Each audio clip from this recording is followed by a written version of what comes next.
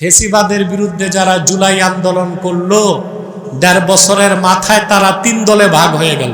আমাদের অনেক ইসলামপন্থী ভাই বুঝে না, আমার বক্তব্য বুঝে না, বলে উনি একটা দলের পক্ষ নিয়েছে। আমি একটা দলের পক্ষ নেই নাই, দলের ফায়সালা কি আসমানে হয়েছে সেটাই শুধু বলেছি, কোন দলকে ভোট দিতে বলি না। কোন দলের ব্যাপারে কি ফায়সালা হয়েছে আসমানে এই সিদ্ধান্তটা দিয়েছি। মোটেও তা রাজনৈতিক না, সম্পূর্ণ আধ্যাত্মিক একটি বিষয়। যে মানুষের দেহের বাতাসের প্রভাব আত্মায় পড়বে ওই লোকটা ঐক্যবাদী হয় না, বিচ্ছিন্নতাবাদী হয়। আমাদের বাংলাদেশের মুসলমানদের মনে হয় আধ্যাত্মিক দৃষ্টিকোণ থেকে দেহের বাতাসের প্রভাব আমাদের রুহে বেশি, এজন্য আমরা ঐক্যবদ্ধ হইতে পারি না, শুধু অনৈক্য পছন্দ করি। ঠিক, আমরা ঐক্যবাদী না অনৈক্যবাদী? কারণ আমাদের আত্মায় বাতাসের প্রভাব, জোরে বলেন। ফেসিবাদের বিরুদ্ধে যারা জুলাই আন্দোলন করলো ১.৫ বছরের মাথায় তারা ৩ দলে ভাগ হয়ে গেল। যদি এক দল থাকতে পারত তো বাংলাদেশ তার কাঙ্ক্ষিত লক্ষ্যে পৌঁছে যেত। বুঝতো কি না? কথা বলেন। আমি তো এটাই চাইছিলাম। আমাদের অনেক ইসলামপন্থী ভাই বুঝে না, আমার বক্তব্য বুঝে না, বলে উনি একটা দলের পক্ষ নিয়েছে। আমি একটা দলের পক্ষ নেই নাই, দলের ফায়সালা কি আসমানে হয়েছে সেটাই শুধু বলেছি, কোন দলকে ভোট দিতে বলি না। কোন দলের ব্যাপারে কি ফায়সালা হয়েছে আসমানে এই সিদ্ধান্তটা দিয়েছি। মোটেও তা রাজনৈতিক না, সম্পূর্ণ আধ্যাত্মিক একটি বিষয়। তা আমি চেয়েছিলাম ফেসিবাদ বিরোধী সমস্ত শক্তি এক হয়ে বাংলাদেশকে একটি ইসলামী রাষ্ট্র বানানো হোক। এটি তো আমাদের চাওয়া পাওয়া ছিল। কথা বলেন। মুসলমানদের মৌলিক দাবিগুলো আদায় হোক, দেশের স্বার্থ রক্ষা হোক, ভারতীয় আধিপত্যবাদ ও মার্কিন আগ্রাসন থেকে দেশ মুক্ত থাকুক, এটাই চাওয়া পাওয়া ছিল না? কথা বলে না। আমরা কি মন্ত্রী এমপি হইতে চাইছি? যদি আমি এই বছর এমপি হতে চাইতাম, এটা ছিল আমার জন্য 1, 2, 3। আর আমি যদি এমপি হতাম অবশ্যই আমি মিনিস্ট্রি নিতাম। আমি আদর্শকে বিশ্বাসী করি, আমি খেলাফায় বিশ্বাসী। আমি যারা রাজনীতি করছে করুক, তাদের ভালোগুলোকে সমর্থন করি, খারাপগুলোকে সমালোচনা করি, সেখানে আমাদের কোনো পলিটিক্যাল ইন্টেনশন। এই অগণিত ফেরেশতার মধ্যে 4 জন হচ্ছে সাফারা। কয়জন? জিবরিল, মিকাইল, ইসরাফিল। আজরাইল নাম কোরআন শরীফে নাই, সিয়াসিত্তাতেও নাই, মালাকুল মউত। আজরাইল বলা যাবে, সমস্যা নেই, আল্লাহ যেটা বলছেন ওটা বললে বেশি সওয়াব না? জিবরিল, মিকাইল, ইসরাফিল, মালাকুল মউত, এই 4 জন ফেরেশতার সমান মর্যাদা পাবে সে যে লোকটি ঈমান আনার পর আল্লাহর কোরআনকে সিনায় লালন করবে। বলেন সুবহানাল্লাহ। কোরআনকে লালন করব, জোরে বলেন। এখন আসুন একটা সূক্ষ্ম বিষয়। যে মাসে কোরআন নাজিল হলো, মাসের দাম বেড়ে গেছে বুঝলাম, ওই মাসে আবার আল্লাহ রোজা দিলেন কেন? কোরআন নাজিলের মাস রমজান, আবার রোজা রাখার মাস, জোরে বলেন। যে মাসে কোরআন নাজিল হলো সেই মাসে 30 দিন সিয়াম সাধনাকে আল্লাহ কেন ফরজ করছেন? প্রশ্ন আসে না? ফখরুদ্দিন রাজি খুব সুন্দর জবাব দিছেন। ইমামে রাজি তার তাফসীরে লেখেন, ইন্না বাইনা নুজুলিল কুরআনি ওয়া সিয়ামি রমাদান মুনাসাবাতুন যাহিরাতুন লিআন্নাল আলাইকাল বাশারিয়া মানিয়াতুন লিদুখুলি আনওয়ারিস সামাদিয়া ফিল কুলুব। রমজান মাসে আল্লাহ কোরআন নাজিল করেছেন, সেই মাসে 30টি রোজাকে ফরজ করেছেন। তার কারণ হচ্ছে কোরআন হচ্ছে নূর, রুহের মধ্যে কোরআনের নূর প্রবেশ করার ক্ষেত্রে বাধা হয়ে দেহ কি আলাইকুল বাশারিয়া, দৈহিক সত্তা। আমাদেরকে আল্লাহ কিন্তু বন্দী করছেন আমাদের রুহকে দেহ দিয়ে, ঠিক কিনা? এর জন্য মানুষ বলে মৃত্যুবরণ করছে, সুফিরা বলে মানুষ মুক্তি লাভ করছে। আমরা কি বলি? লোকটা মৃত্যুবরণ, সুফিরা কি বলে? মুক্তি লাভ করছে। সুবহানাল্লাহ। সুফিদের ভাষাই আলাদা, আল্লাহ আলাদের ভাষাই আলাদা। আমরা বলি মৃত্যুবরণ করছে, সুফিগণ বলেন মুক্তি লাভ করছে। সুবহানাল্লাহ।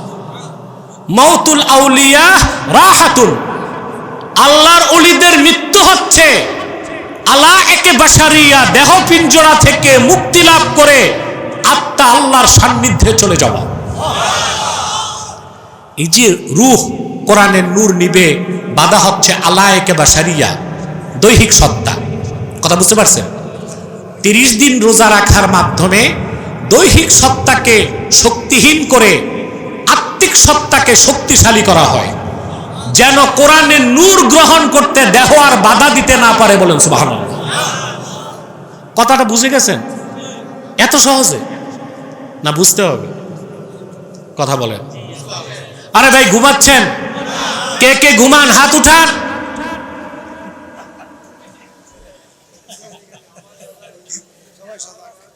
আমি খুব কম সময়ে কথাগুলো বলছি, জরুরি কথা।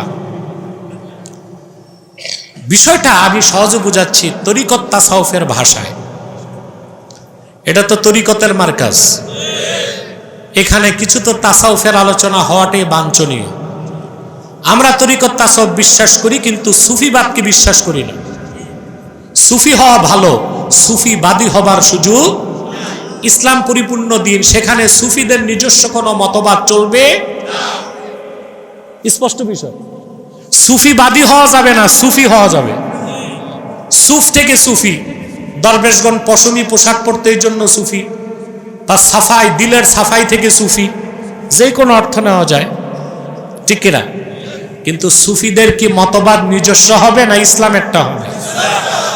তো সুফিবাদী বলতে কিছু বিশ্বাস করি না, আমরা বিশ্বাস করি মুতাসাউফ, কি যে তাসাউফ চর্চা করে। শরীয়ত বাদ দিয়া সুফিবাদের কোনো ভিত্তি ইসলামে। শরীয়ত বাদ দিয়া মারেফত আছে? জোরে বলেন। যারা ভণ্ডপীর তারা বলে ভেদ আছে, ভেদ। মনে রেখো মুসলমান, রাসূলুল্লাহর দ্বীন পরিপূর্ণ, সেখানে কোনো ভেদ নাই, কোনো ছেদ নাই।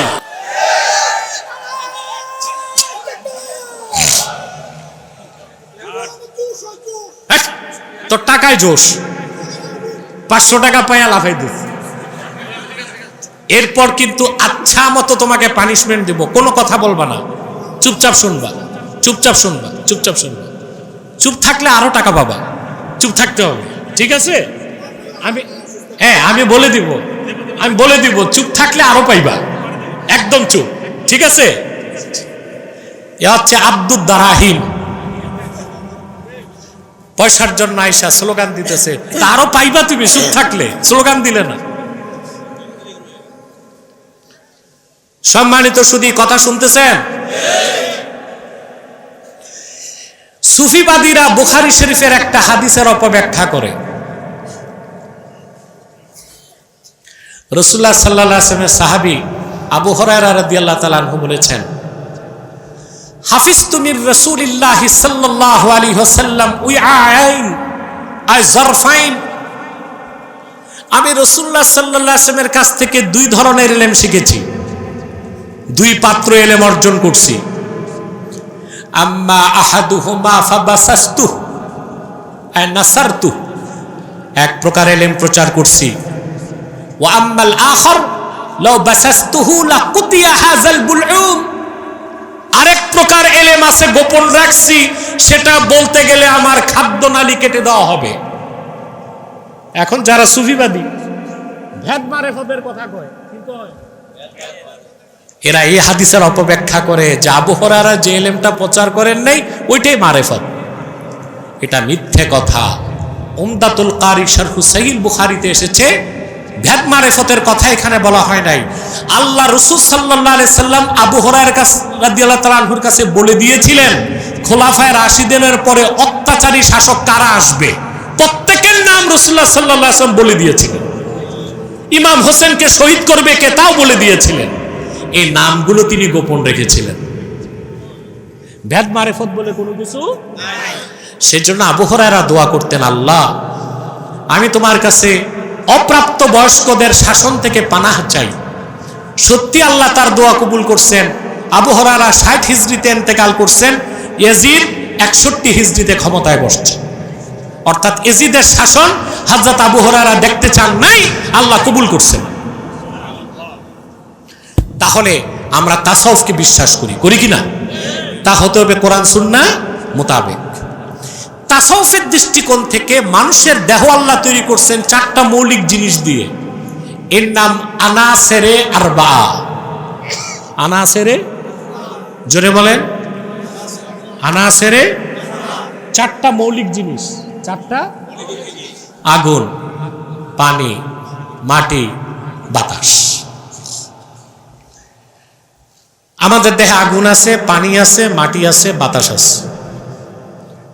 মুতাসাউফিফুনগণ বলেন আগুনের প্রভাব হচ্ছে অহংকার। আগুনের প্রভাব কি? যেমন ইবলিসকে তৈরি করা হয়েছে আগুন থেকে, সে এলেম অর্জন করছে, তার সিনায় এলেম ঢুকছে অহংকারের সাথে।